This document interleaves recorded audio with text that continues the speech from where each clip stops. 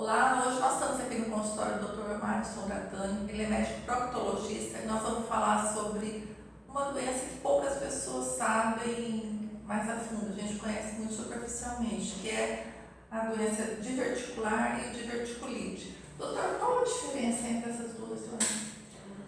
Na verdade, doenças diverticulares e diverticulite elas são as mesmas doenças. Bom, doença diverticular é a presença do divertículo no intestino, tá?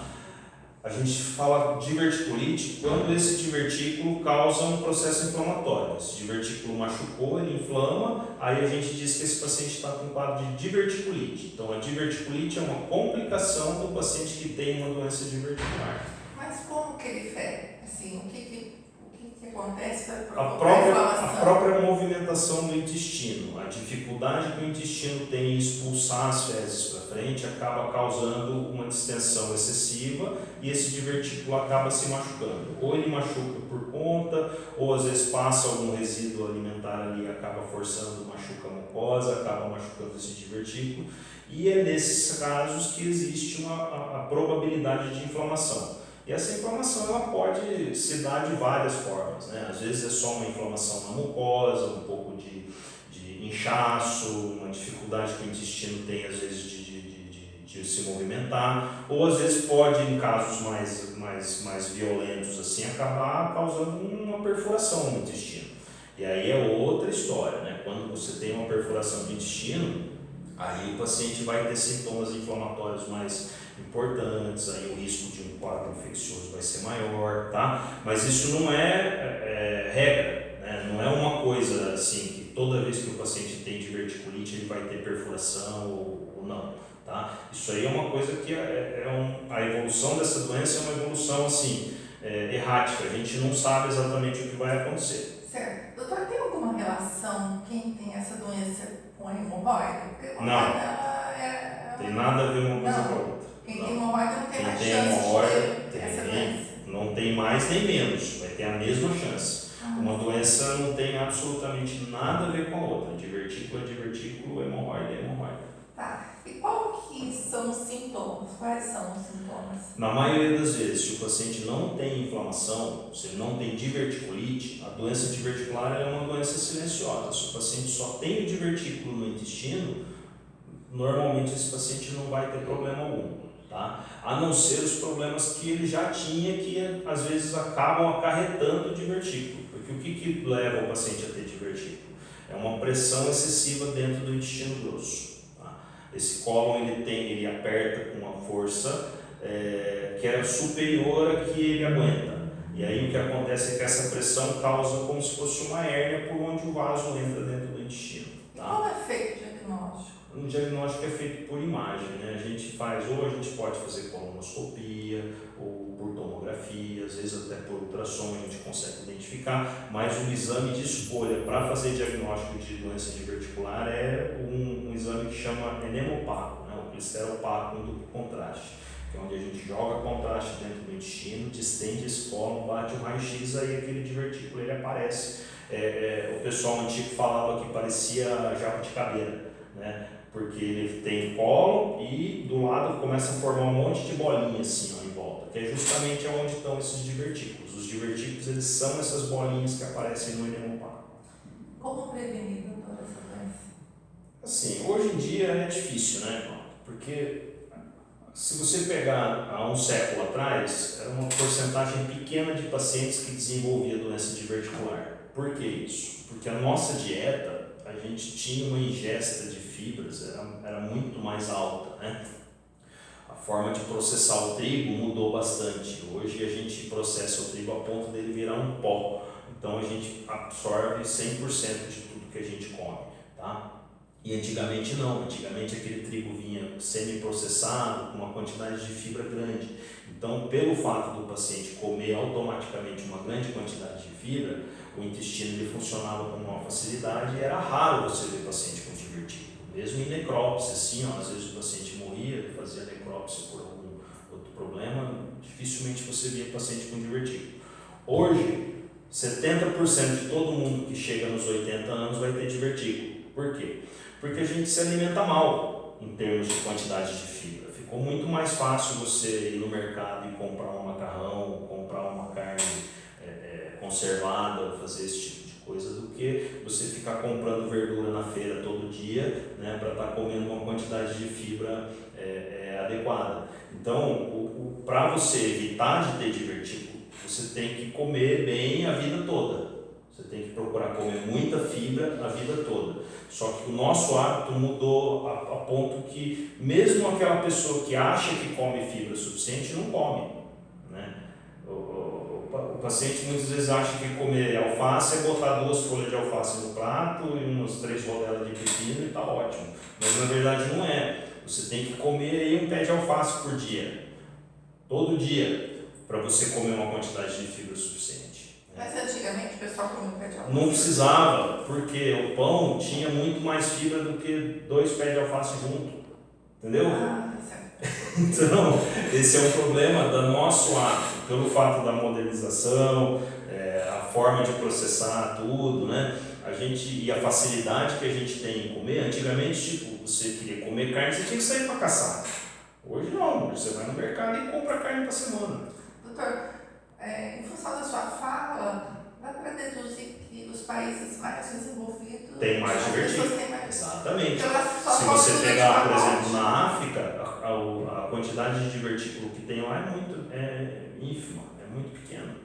Entendeu? Sim. Por quê? Porque eles se alimentam com muito mais fibra do que a gente aqui. Então, os países ocidentais hoje têm uma quantidade muito maior de pacientes com divertículo.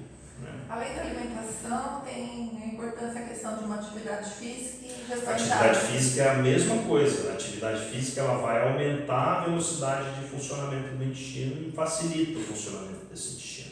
A ingestão de água é a mesma coisa. Tudo que vai facilitar a movimentação do intestino, facilitar o trabalho do intestino em si, vai diminuir a probabilidade de ter divertículo. Agora, a partir do momento que o paciente já tem divertículo, acabou. Aquele divertículo não vai embora mais. O único jeito de você curar divertículo, doença diverticular, é você tirando o intestino grosso que está com divertículo. Tá? Só que é aquele negócio, o paciente às vezes pergunta, doutor, eu estou com diverticulite. Na verdade não está com diverticulite, o paciente tem doença diverticular. Tá? A diverticulite, aí sim a gente tem outros tipos de indicação de cirurgia.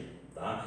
Porque a diverticulite é assim, ó, a gente fala que está com diverticulite quando o divertículo inflama. Quando o divertículo inflama, aí ele pode entupir o intestino, aí ele pode perfurar, pode vazar conteúdo de fezes para dentro da barriga, causar uma infecção dentro da barriga. E a partir do momento que perfura, aí é outra classe, aí você tem outra subdivisão.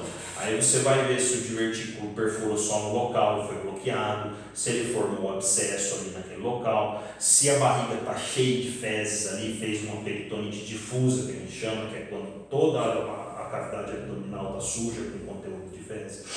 Então, assim, não é todo o caso de diverticulite que tem que operar. Inclusive, a maioria dos pacientes que têm diverticulite não tem que operar. É raro você ter que operar diverticulite hoje. Antigamente era muito mais comum. O tratamento é como? O tratamento, normalmente, ele pode ser desde você deixar o paciente quietinho, comendo uma dieta com bem pouco resíduo para não forçar o intestino, deixar ele mais quieto sem funcionar, e bastante líquido, e uso de antibiótico, até uma laparotomia, que você tem que abrir a barriga inteira, lavar o paciente, ficar lavando dia sim, dia não, até o paciente ficar livre de infecção. Qual a frequência?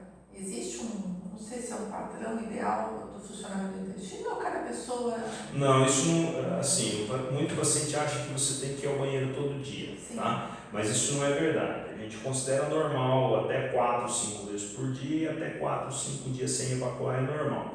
O que importa não é a frequência, o que importa nesse caso é a qualidade da evacuação. Se o paciente vai evacuar, se ele tem vontade de evacuar, se quando ele tem vontade ele vai e consegue, se ele evacua e não tem mais, tem a sensação de que evacuou tudo, tipo, às vezes o paciente vai ao banheiro, acaba de evacuar, mas ele fica com aquela sensação de que tem coisa lá dentro. Isso não é normal.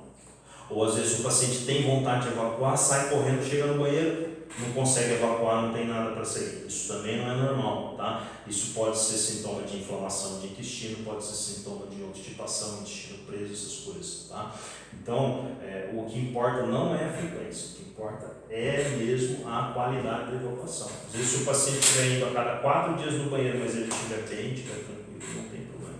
Doutor, nós mulheres não vamos em qualquer banheiro. Isso. Essa doença é mais comum entre as mulheres? Não, é comum nos dois sexos, né? O problema da mulher é mais complexo do que só isso, né? Porque o problema é que o ser humano ele tem esse problema social, né? Não é só a mulher que não vai no banheiro em qualquer lugar, essas coisas. Sim. Não é só ir ao banheiro.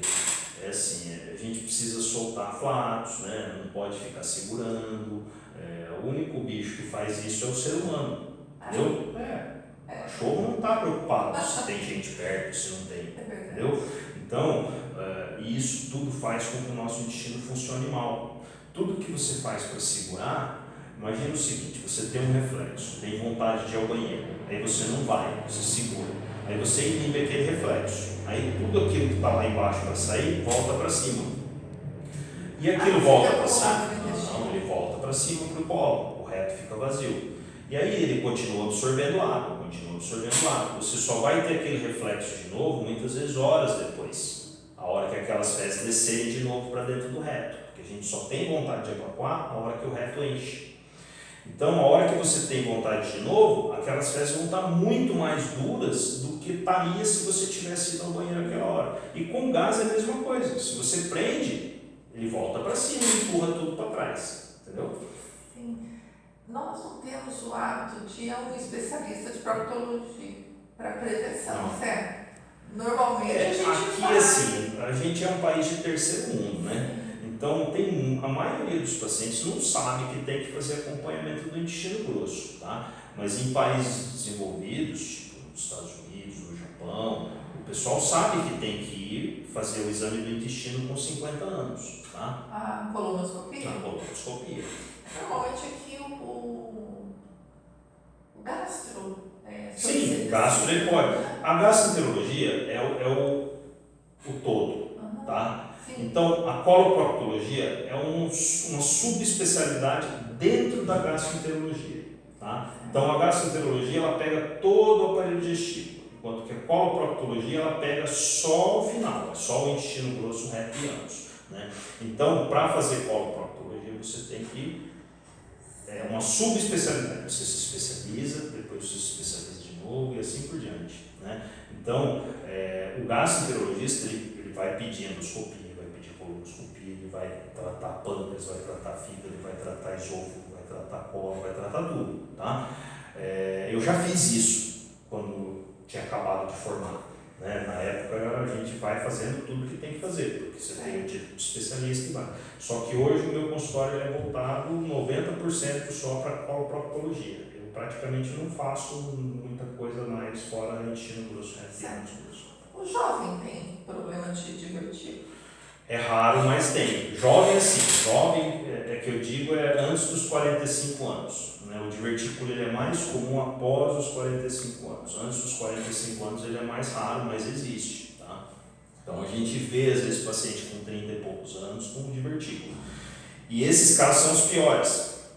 Porque o paciente mais jovem, quanto mais jovem ele tem divertículo, maior o risco dele ter uma complicação que tenha que ser submetido a um procedimento cirúrgico para resolver, tá? Tem algum componente hereditário essa doença? Sim, tem gente que tem mais predisposição, mas é justamente pelo fator pressão dentro do intestino grosso. Certo. Então eu queria fazer uma pergunta voltada para as mães, né? Já que é um fator até cultural a gente incentivar os filhos a comer de uma forma mais adequada, né? O que a senhora aconselha?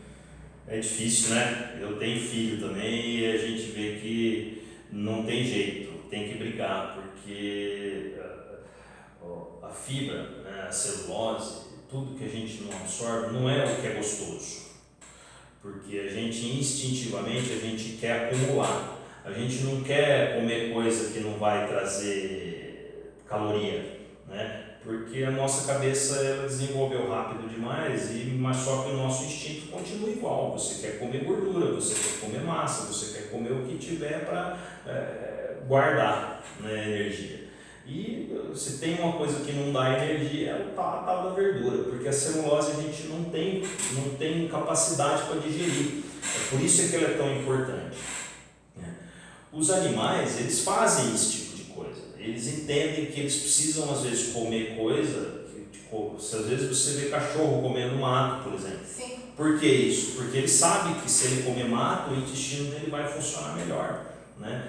Já o ser humano, ele já perdeu um pouco esse tipo de coisa. Então, em criança, a gente precisa forçar.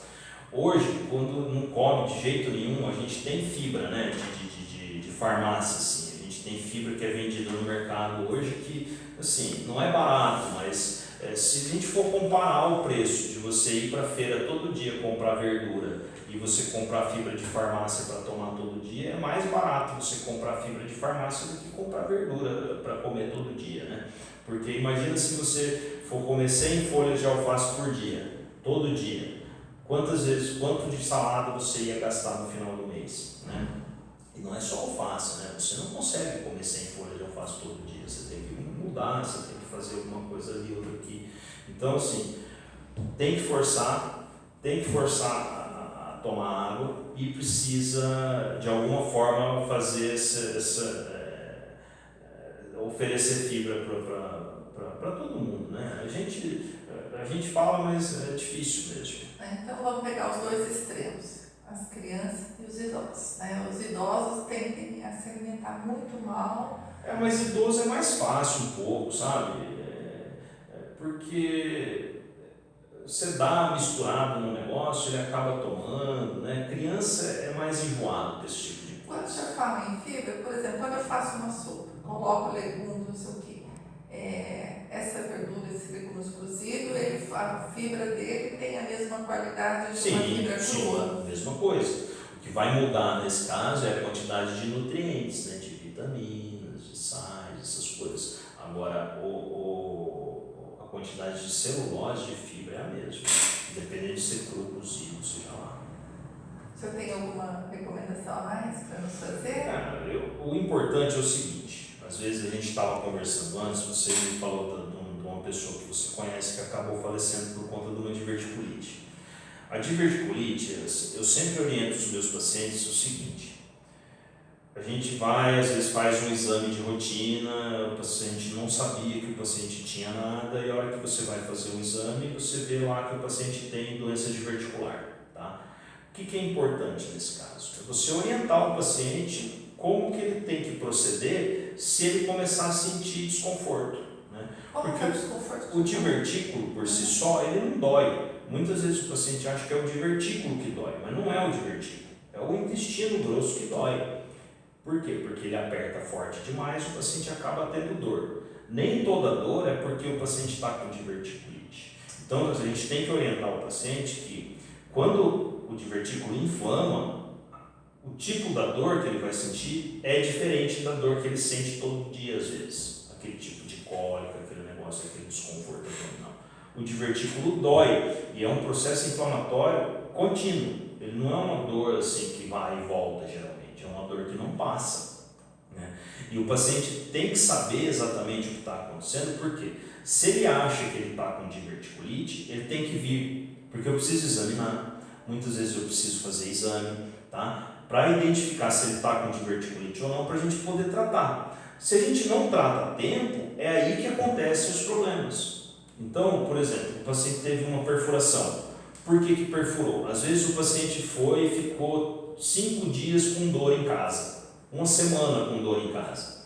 Aí a hora que não estava aguentando mais de dor, aí ela foi para o pronto-socorro. Aí chegou no pronto-socorro, aí muitas vezes o médico que está lá não está acostumado, ele não tem vivência suficiente para identificar o problema de imediato, aí acaba solicitando exame, aí você entra no pronto-socorro, às vezes hoje a gente tem que lidar com convênio, plano de saúde, essas coisas. Você pede um exame de pronto-socorro, por exemplo, o convênio tem que liberar o convênio primeiro para depois fazer, e às vezes o convênio demora 2, 3 dias para liberar, e aí vai fazendo ali 2, 3 dias, aí nisso o paciente já está mais de uma semana com diverticulite. Dá febre, doutor? Sim, mas ele dá febre em estágio avançado. Normalmente diverticulite, quando você pega no estágio inicial, você não tem febre, tá? Lógico, tem paciente que perfura já de um dia para o outro, e não tem jeito, aí você tem que operar, né? Mas isso não é o comum. Você não acha que as pessoas ainda têm muito preconceito em ir no proctologista? Sim, com certeza, né? Muito, muito mesmo. Né? Por isso que normalmente o paciente, quando chega no meu consultório, ele já não aguenta mais. O cara já foi em meia dúzia de médico para tentar resolver. Né? Agora imagine o seguinte, você vai num pronto-socorro, onde geralmente quem está lá ele não é especialista nesse tipo de coisa. Né? E você não tem ideia do tanto de paciente que chega no meu consultório e está tratando de hemorroida faz 2 meses já, de ficar indo em pronto-socorro, mas ninguém nunca olhou. Tá? E aí a hora que chega no meu consultório é outra coisa que não tem nada a ver com a hemorroida. Entendeu? Sim. Tem paciente que às vezes trata anos de uma doença e chega no meu consultório é outra coisa. Por quê? Porque você vai no pronto-socorro, o sujeito olha, mas não sabe o que é também, volta, vai com remédio para hemorroida. É isso. Então, assim, e eu falo muitas vezes para os meus pacientes, tipo, mulher vai no ginecologista, não vai? O meu exame é menos pior que o do ginecologista. É muito mais rápido, muito mais dinâmico. É exame de toque também? Não. Também. É muito preconceito, né? Por uma coisa. Bastante. Obrigada, doutor. Que isso. Precisando, então aí.